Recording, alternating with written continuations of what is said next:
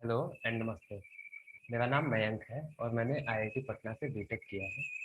आज मैं आपको यहाँ पे त्रिकोणमिति पढ़ाने जा रहा हूँ, जिसे हम इंग्लिश में ट्रिग्नोमेट्री कहते हैं। ये मैं क्लास 10th के लिए पढ़ाने जा रहा हूँ और ये चैप्टर नंबर 8वें चैप्टर में है, ये एनसीईआरटी की बुक में। तो सबसे पहले हम त्रिकोणमिति शब्द का मतलब समझेंगे। त्रिकोणमिति अगर हम हिंदी में देखें तो त्रि का मतलब होता है तीन, कोण आप जानते ही हैं क्या होता है, और मिति का मतलब होता है मापना। अगर इंग्लिश में हम देखें तो ट्री का मतलब होता है तीन, गॉन का मतलब होता है भुजा, और मेट्री का मतलब होता है मापना। तो अगर हम इन दोनों शब्दों के मतलब से अंदाजा लगाने की कोशिश करें तो हमें पता चलेगा कि त्रिकोणमिति वो चीज है जिसमें हम किसी त्रिभुज की भुजाओं और उसके कोणों के बारे में पढ़ते हैं, और उन भुजाओं और कोणों के आपस में संबंध के बारे में पढ़ते हैं। त्रिभुज कई तरह के होते हैं, समकोण त्रिभुज, न्यून कोण त्रिभुज, अधिक कोण त्रिभुज। लेकिन इस चैप्टर में, इस पाठ में जो हम पढ़ने वाले हैं वो है हमारा समकोण त्रिभुज। समकोण त्रिभुज क्या होता है? समकोण त्रिभुज वो त्रिभुज होते हैं जिनका एक कोण 90 डिग्री का होता है। एक कोण 90 डिग्री का होता है। जैसे अगर हम इस चित्र में देखें तो जो कोण बी है वो हमारा 90 डिग्री का है। ठीक है, तो ये जो त्रिभुज है हमारा समकोण त्रिभुज है। हम ऐसे ही त्रिभुज के बारे में, ऐसे ही त्रिभुज की भुजाओं और कोणों के बारे में यहाँ पे पढ़ेंगे।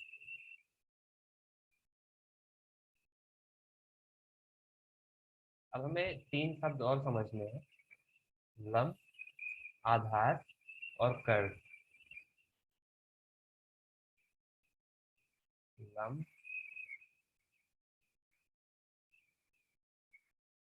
आधार और कर्ण। हम कर्ण से चालू करते हैं। कर्ण हमारा क्या होता है? कर्ण होता है 90 डिग्री, 90 डिग्री का जो कोण है उसके सामने की भुजा।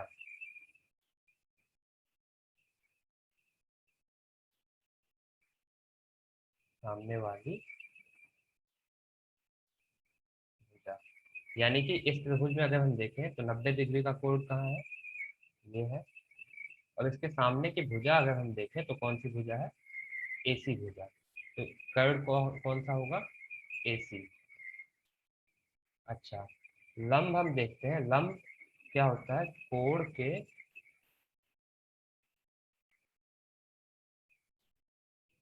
सामने वाली भुजा। कोण के सामने वाली भुजा, कौन से कोण? जिस कोण की हम बात करेंगे। जैसे हम यहाँ पे कोण ए की बात करेंगे तो ए के लिए लंब होगा ए के सामने वाली भुजा, यानी कि बीसी। और अगर हम कोण सी की बात करेंगे तो सी के लिए लंब होगा सी के सामने वाली भुजा, यानी कि ए बी। अब हम आधार की बात करें तो जो बचा वो आधार, ए सी हो गया, बी सी हो गया, तो आधार क्या हुआ? A B. और अगर हम कोण सी की बात करेंगे तो ए बी हो गया, ए सी हो गया, आधार क्या होगा? B C. ठीक है, तो अब हमने समझ लिया कि कोई अगर हमें समकोण त्रिभुज दे दिया जाए और उसमें लंब, आधार और कर्ण के बारे में पूछा जाए कि कौन सी भुजा लंब है, कौन सी आधार है, कौन सी कर्ण है, तो हम ये चीज बता सकते हैं। अब हम पढ़ेंगे त्रिकोणमितीय अनुपातों के बारे में। 6 तरह के त्रिकोणमितीय अनुपात होते हैं: sine, cosine, tangent, cotangent, secant, cosecant.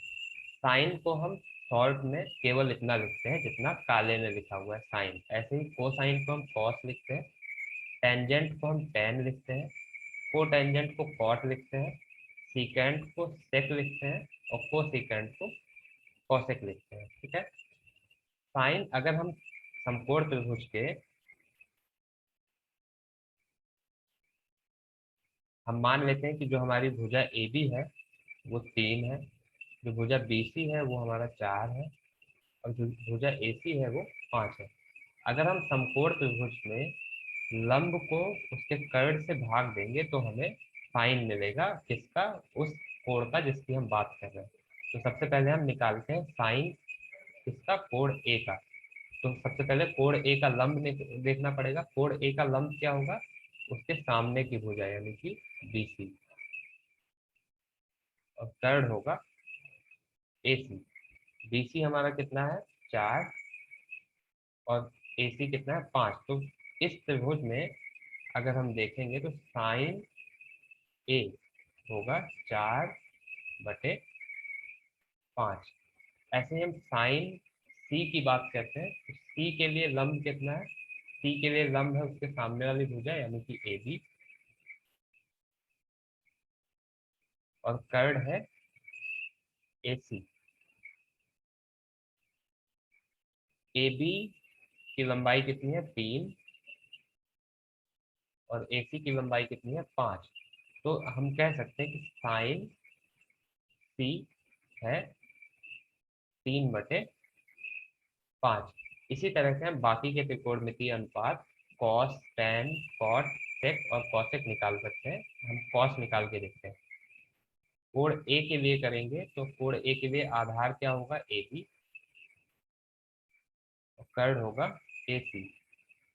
कोण C के लिए आधार होगा BC, और कर्ण होगा AC। टैन निकालते हैं। टैन कोण ए के लिए लंब होगा BC, आधार होगा AB, और कोण C के लिए लंब होगा AB, और आधार होगा BC।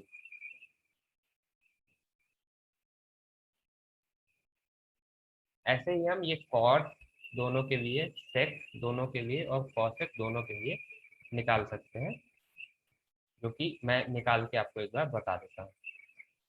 कॉट निकालेंगे, आधार को कर्ण से भाग देंगे। कोण ए के लिए आधार कितना हो जाएगा? AB, कर्ण होगा AC। कोण C के लिए आधार होगा BC, और कर्ण होगा AC। सेक के लिए हमें कर्ण से आधार को भाग देना है। तो कोण ए के लिए कर्ण होगा AC, और आधार होगा कोण ए के लिए AB।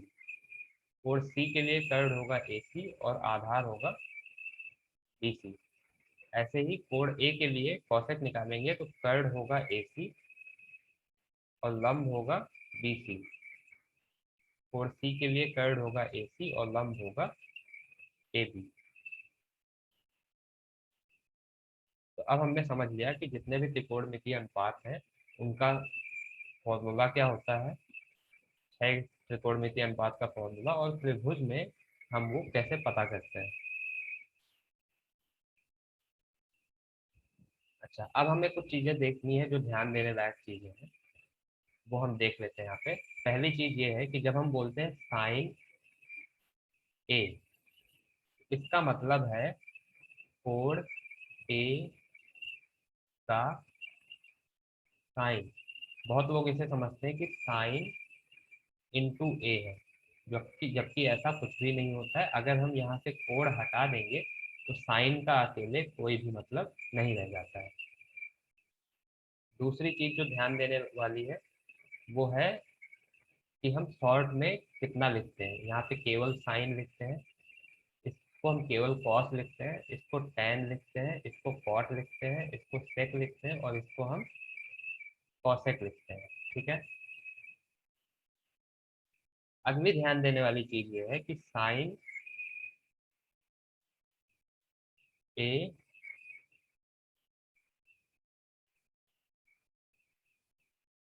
1/sin ए जो होता है वो होता है कॉसेक ए। मतलब क्या कि साइन ए को अगर हम उल्टा कर देंगे तो हमें कॉसेक ए मिलेगा, जो कि हम इस टेबल पे अगर देखें, साइन ए क्या है? लंब बटे कर्ण, और कॉसेक ए क्या है? कर्ण बटे लंब। ठीक है। तो साइन को उल्टा करने पे हमें कॉसेक मिलता है। ऐसे ही कॉस को उल्टा करने पे हमें सेक मिलता है, और टेन को उल्टा करने पे हमें कॉट मिलता है। तो ऐसे ही हम दो फॉर्मूले और लिख सकते हैं। Cos A 1/cos a equal to sec a और 1/tan a equal to cot a। तीसरी जो ध्यान देने वाली चीज है वो ये है कि अगर कहीं पे ऐसा लिखा हुआ है तो इसका मतलब है साइन ए का स्क्वायर, या लेट से कहीं पे ऐसा लिखा हुआ है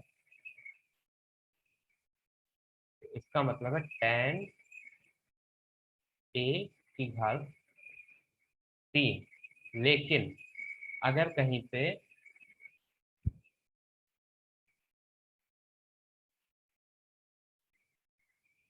ऐसा लिखा हुआ है तो इसका मतलब cos a की पावर -1 नहीं होता है।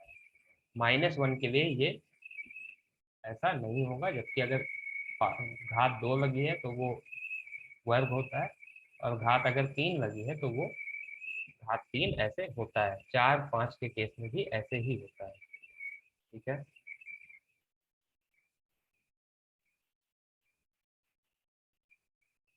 अब हम क्या करने वाले हैं, अब हम अलग अलग कोड के, कोड 0, कोड 30, कोड 45, कोड 60 और कोड 90 के लिए ये सारे 6 के 6 त्रिकोणमितीय अनुपातों का की वैल्यू हम अ, देखते हैं कि क्या होती है।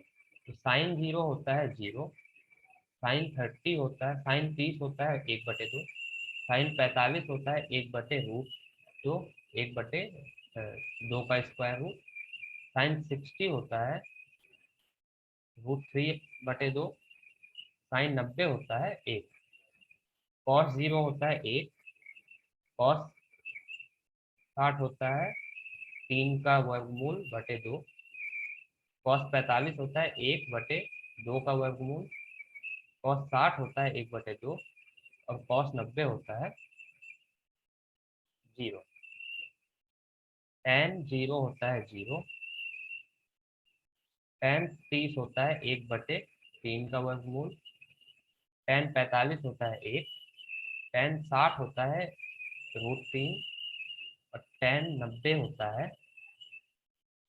90 हम बोलते हैं कि अपरिभाषित होता है, यानी कि tan 90 का कोई मान नहीं होता है। cot 0 अपरिभाषित होता है,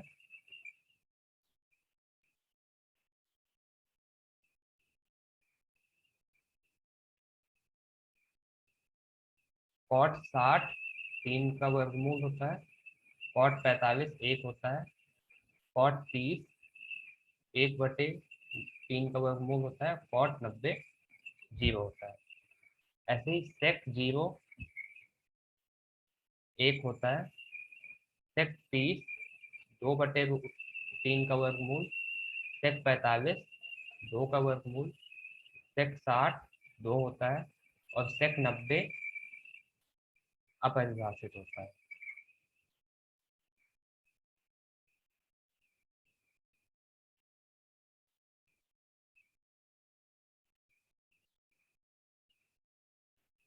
cosec 0 अपरिभाषित,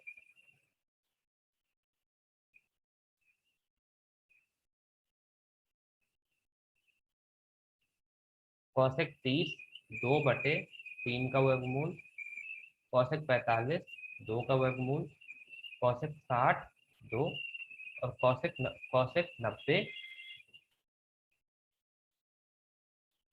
90 1 होता है।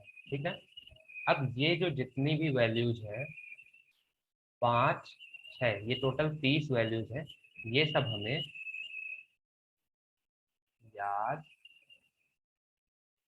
होनी चाहिए। ये सब हमें क्या होना चाहिए, याद होना चाहिए। लेकिन बहुत बार होता है, बहुत सारी वैल्यूज है तो हम बहुत बार कुछ कुछ वैल्यूज भूल जाते हैं कई बार। तो इसको याद करने की मैं आपको एक ट्रिक बताता हूँ। ट्रिक क्या है, आपको लिखना है सबसे पहले 0 से लेके 4 तक की गिनती। ठीक, पहला स्टेप। दूसरा स्टेप आपको क्या करना है, आपको इन सारे नंबर्स को 4 से भाग देना है। 0 को 4 से भाग देंगे 0 आएगा, 1 को 4 से भाग देंगे 1/4 आएगा, 2 को 4 से भाग देंगे 2/4 आएगा, जिसको हम लिख सकते हैं 1/2। 3 को 4 से भाग देंगे तो 3/4 आएगा, 4 को 4 से भाग देंगे तो 1 आएगा। अब हमें क्या करना है, अब हमें ये सारे जितने भी नंबर हैं उनका वर्गमूल लेना है। 0 का वर्गमूल 0, 1/4 का वर्गमूल लेंगे तो कितना आएगा 1/2, 1/2 का वर्गमूल लेंगे तो 1/2 का वर्गमूल, 3/4 का वर्गमूल लेंगे तो 3 का वर्गमूल बटे 4 का वर्गमूल तो 2 ही होता है, और 1 का वर्गमूल लेंगे तो क्या होगा 1 होगा। अब अगर हम ध्यान से देखें तो ये जो लिखा हुआ है ये वही लिखा हुआ है जो हमने इस टेबल पे यहाँ पे लिखा हुआ है। ठीक है, इसका मतलब कि ये जो भी हमने किया 3-4 स्टेप, इससे हमें क्या पता चला, sin 0, sin 30, sin 45, sin 60, sin 90। तो कभी भी आपको अगर इनमें से किसी की भी वैल्यू भूल जाती तो आप ये करके उसको पता कर सकते हैं। ठीक है, ये तो रही बात साइन की। अभी तो हमारे पास कॉस, टैन, कॉट, सेक और कॉसेक भी बचा हुआ है, तो वो हम कैसे पता करेंगे। एक बार जब हमने साइन पता कर लिया, कॉस पता करने के लिए हम साइन वाली जो लाइन है, ये जो लाइन है इसको घुमा देते हैं। घुमा देते हैं मतलब सबसे बाद में लिखा है 1, 1, तो 1 को लिखेंगे हम सबसे पहले। उसके बाद लिखा हुआ है 3 का वर्गमूल बटे 2, तो इसको हम लिखेंगे यहाँ पे, ये अपनी जगह पे रहेगा। फिर लिखा हुआ है 1/2, तो हम 1/2 इधर लिखेंगे, और सबसे पहले लिखा हुआ है 0, तो हम 0 लिखेंगे सबसे बाद में। ठीक है, तो इस तरह से हमने साइन पता कर लिया और अब हमने कॉस भी पता कर लिया। टैन पता करने के लिए अब हमें फिर से एक चीज ध्यान देनी है। देखिए, साइन होता है लंब बटे कर्व। किसी भी एंगल का साइन होता है लंब बटे कर्व, और एंगल का कॉस होता है आधार बटे कर्व।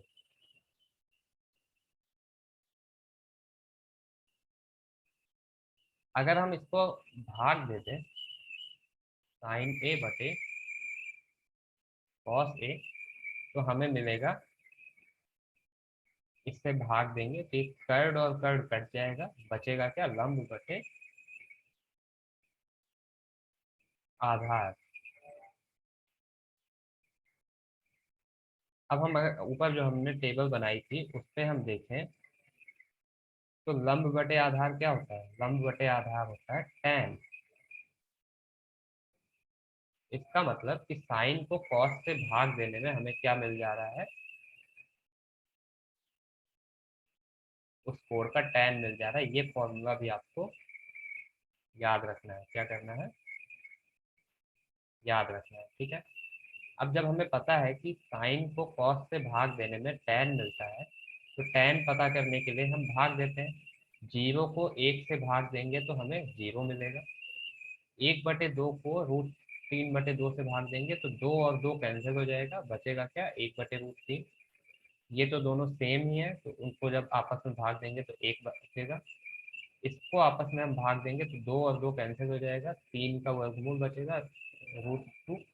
1 को अगर 0 से भाग देंगे, किसी भी नंबर को 0 से भाग देते हैं तो वो क्या होता है, अपरिभाषित होता है। इसलिए यहाँ पे हमने अपरिभाषित लिखा। तो हमने साइन कॉस टैन तीनों पता कर लिए। अब हम कॉट पता करेंगे। कॉट हमने पढ़ा हुआ है कि कॉट क्या होता है, कॉट होता है टैन का उल्टा। कॉट होता है टैन का उल्टा। तो जब हम टैन का उल्टा करेंगे तो 0 का उल्टा, यानी कि ये इसको हम लिख सकते हैं 0/1। 0/1 का उल्टा किया तो 1/0, 1/0 हमारा क्या है, अपरिभाषित है। इसलिए हमने यहाँ पे लिख दिया अपरिभाषित। इसको हमने उल्टा किया तो ये हो गया √3। 1 को उल्टा करेंगे तो 1 ही रहेगा, √3 को उल्टा करेंगे तो 1/√3। अब परिभाषित क्या था, 1/0, 1/0 को हम उल्टा करेंगे तो आएगा 0/1, जो कि हमारा 0 ही है। ठीक है। अब हमें ये भी पता है कि जो सेक है वो कॉस का उल्टा होता है, ऐसे ही हम सेक पता करेंगे कॉस को उल्टा करके। और कॉसेक हमें पता है कि साइन का उल्टा होता है, तो हम साइन को उल्टा करके कॉसेक पता करेंगे। तो इस वीडियो में इतना ही। भाग 2 में हम कुछ उदाहरण पढ़ेंगे, कुछ उदाहरण सॉल्व करके मैं आपको दिखाऊंगा जो भी अभी तक हमने किया है उसका। तो धन्यवाद।